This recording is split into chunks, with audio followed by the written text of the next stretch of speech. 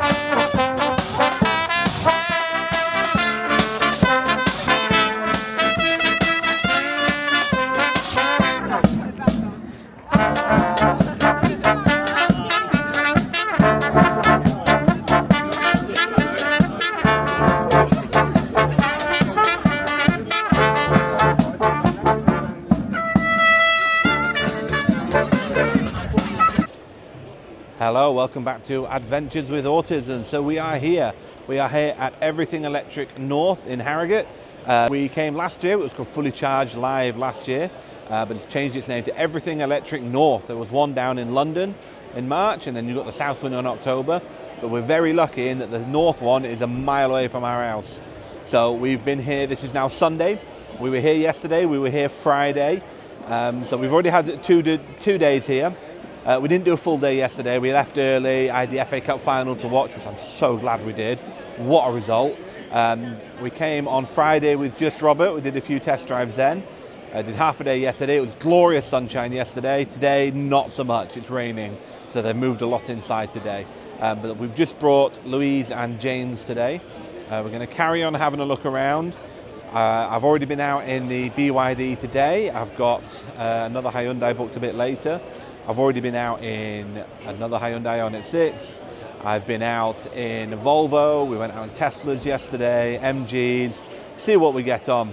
We've been on Spin the Wheel. We've done the Octopus Challenge. They're loving the Scale Electrics at the Admiral stand, and they're absolutely loving it. I'm stood here next to, we've got a F-150 Lightning. This was here last year. Absolutely massive American van directly behind me here. But it's fully electric, and you know, they say it's got quite good range. So we're going to have a rest of the good day here, have a look inside. Obviously everything's moved inside today because of the rain. The kids zone has moved into the main hall. It was in a separate building yesterday, but obviously because of the rain, it's not quite as nice. But you know, we're still going to make it a good day. We're here all day today, get as much done as we can. And then we'll have a good day. So I'll speak to you later. You know that everyone is following the same testing, the same procedure, because one manufacturer will do a test, and then you could go in, similar to when you buy a used car and you get AA to do like a 20-point check, 120-point check on the car. Their test is slightly different, and actually what we want to do is make sure that we are all looking and measuring the same things. Yeah, and it's worth noting that if you are thinking of buying a used one, most dealers, most dealers won't display it on an advert, because the problem is a lot of people will see 95% or 92% and worry that it's lost loads of percentage, and because there's a lack of understanding of what that means. But anything above 90% on a used EV is very high, depending on what year and mileage it is. Obviously, if it's a 10-year-old EV, it's got 88%. That's also very good. But if you ask a dealer for a state of health check of a car, all dealers will provide it to you unless they've got something to hide, so just bear that in mind. Yeah, one last thing to add to this. Every single used car can be sold for the right price. So even if a car does have, let's say, the worst case scenario is that 60% of its original usable battery capacity, someone will still have a use for that car. They may only do 40, 50 miles maximum in the year in terms of on one particular trip. So, you know, it's about having that information displayed to those second-hand, third-hand, fourth-hand buyers, such that people can make the, you know, an informed decision and make a judgment on how much they're willing to pay for that vehicle.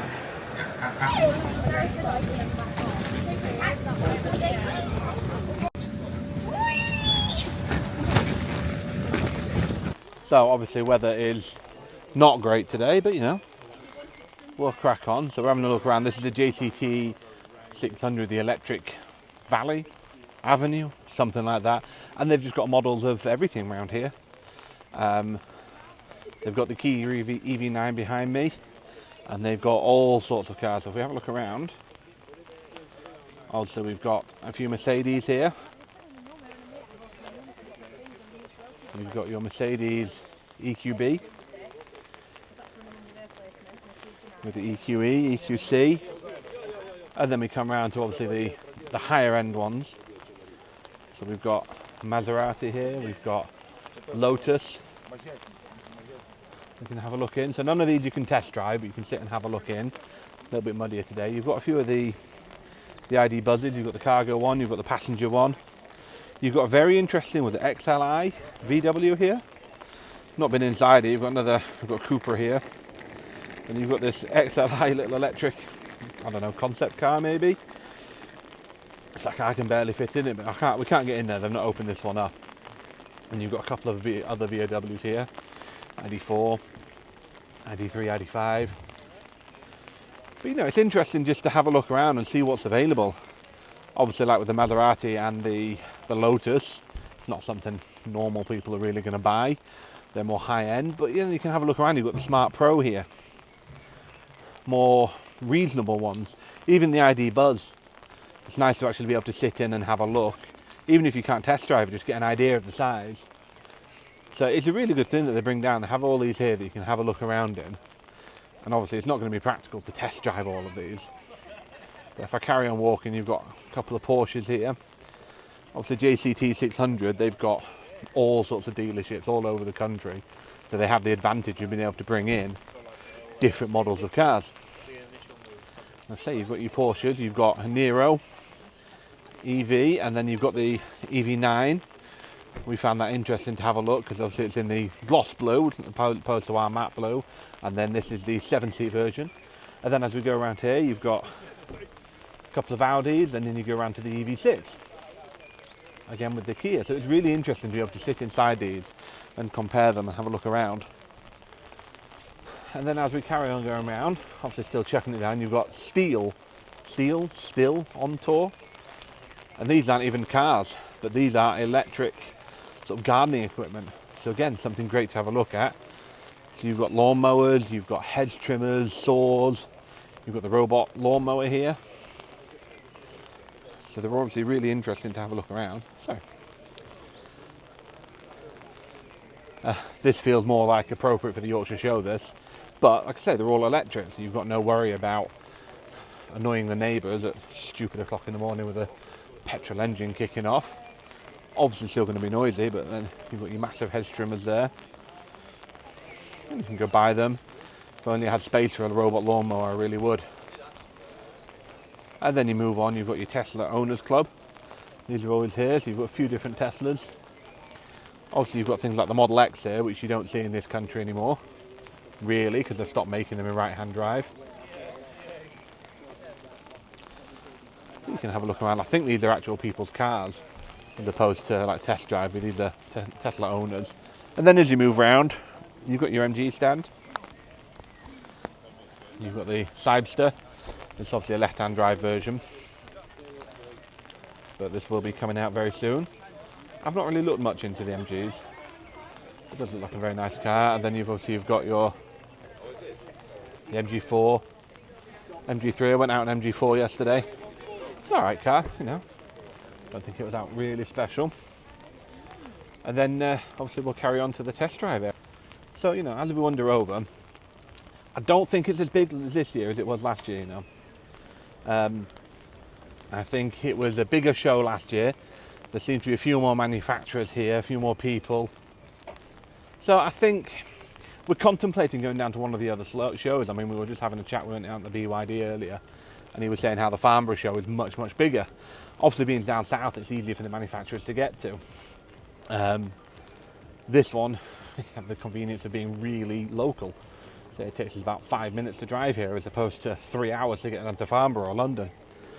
So, you know, we'll have to contemplate it. I know the Farnborough one's in October this year, so maybe not as easy for us to get to at that time of year. We get quite busy with James's birthday, etc. But we'll see. But, you know, as we've arrived here into the test drive experience, in the middle here you've got the area for the electric bikes and the electric scooters. But I say even this has changed from last year, because last year they had a few available for the kids. I think it still had to be about 14, but still available, whereas this year it's all adults. You know, as we pan around, you've got Aura here, you've got Ford, Hyundai, BYD, Tesla, Subaru.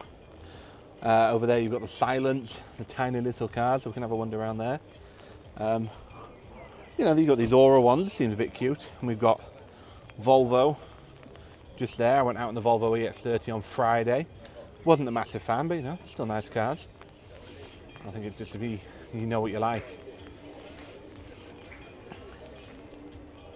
And as we wander around, we're at the Ford stand. Obviously they've got their big semi Ford truck thing here for the showroom. You've got the all-electric Explorer, you've got the Cougar as you come around. So I've not been out in these, I'm not massively fussed. And this is it, as we pan around, we hit the Hyundai stands. You've got the Ioniq 6, the Kona there, Ioniq 5N I'm going out in soon.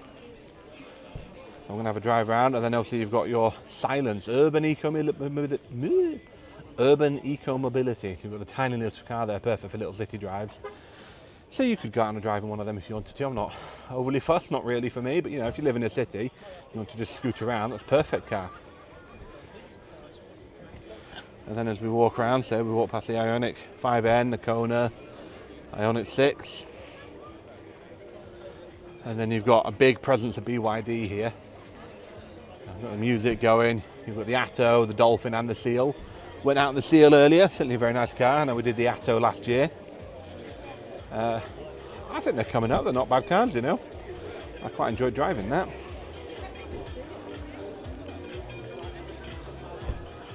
And then obviously you've got electric bikes, electric scooters, you've got Subaru over here. They weren't here last year, neither was MG. But then there's no Kia here this year, no Polestar. And then obviously you come over to Tesla and you can go sit in the Model 3, the Model Y, they've got the updated Model 3. So I went out in that yesterday. And obviously quite a big queue to go test drive the Teslas. Got loads of them going. So you know, it's alright. Obviously not the greatest of day to day. A few changes from last year. Yesterday was really sunny.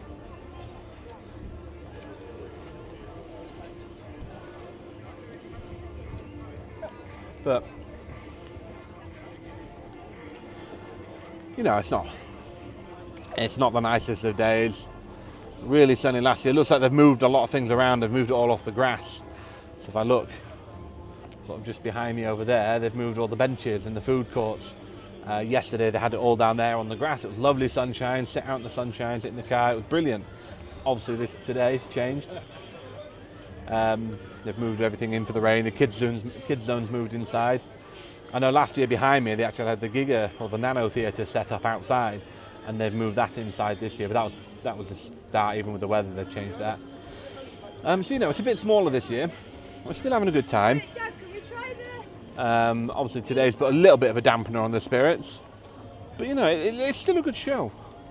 I think maybe at full prices it might not be worth it, but there's certainly plenty of deals going around, 20% off, etc. It's still a good show, very convenient. I think hopefully if we try and go to one of the other shows down south, we'll actually see how much bigger they are, which is a shame. They really need to get more manufacturers up here, which I understand is not them, it's just the manufacturers being unwilling to travel, which is a real shame. Because it's great having it on the showroom, it's a nice drive around here. I'm not sure October is going to be a great time of year to have a show down south. Not sure the weather will be quite conducive. I know the London one, maybe put the London one in October because that's all inside. But your Farnborough, maybe move that to March. Might be a little bit nicer outside, but we'll see. So like on grid connections, it's to give you an idea of how complicated grid connections are. I think there are 5 or 6 DNOs across the country at the moment. Each one has their own interpretation of one regulation, so they all have a different way of connecting to the grid, right? And it can take a few years to actually process that application. And at each step of the way, they don't have any sort of targets to meet in terms of when they have to get back to you on something. But also, if you're like a charge point operator putting in a charge point on like an on-street location, you can say, I want to put something in on this side of the street, and they will just quote you for that. And that could be like £200,000. But what they don't say is, oh, if you do it from the other side of the street, it'll only cost you 10 because we've got extra capacity there.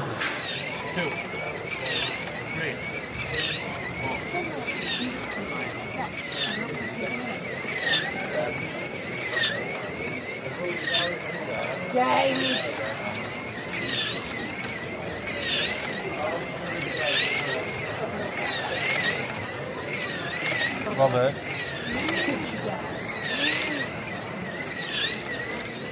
James, get it off. I'm thinking. You get one. Stickers! You got more stickers! Wait a second, Robert. Robert, just wait. Okay, go on. James, out of the way. James. Stickers! Stickers!